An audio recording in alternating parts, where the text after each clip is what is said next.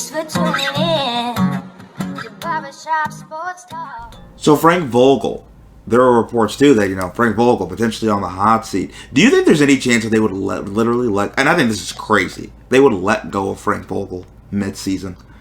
I think it's going to happen. Really? That's a shame to me. That's a shame.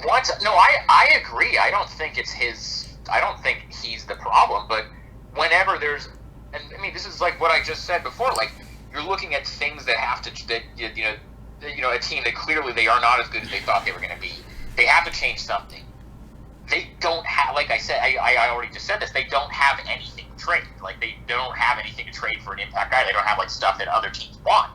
So what's the easy move to make? It's to fire the coach. Like that's the thing that you can do when you feel like you need to do something. That's the easiest thing. You can't fire the players, so you fire the coach. I agree with you that I don't think that Frank Vogel is the reason this team isn't very good, but that's the move. To me, the thing that I think is unfair, like I understand if they fire him, like I said, I get it. Like you fire the coach when you need to make change. Like fine, whatever.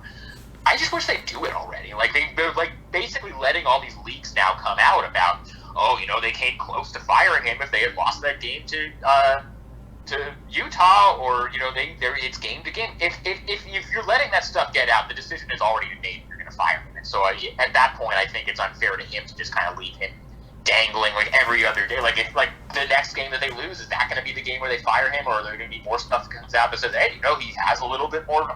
I feel like as soon as you're like in the place where you're letting this kind of stuff even get out, that means that you've already decided you're going to fire him. Who takes over for Frank if he's fired? I think it'll be Fizdale, who's the associate head coach, and he's one of LeBron's guys.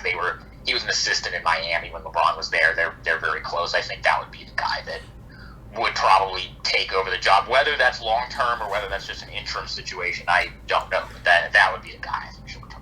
How much is Fizdale an upgrade for Vogel though? I don't think he is. I think it's when you look at the track record of those two guys at their previous head coaching. I mean, Vogel has won a championship as the Lakers head coach, and he wasn't like LeBron's hand. Like remember, LeBron wanted Ty Lue, and then Monty Williams was kind of the compromise choice, and then they lowball both those guys. They ended up with Vogel, and he wasn't LeBron's guy, but he won a championship with that group.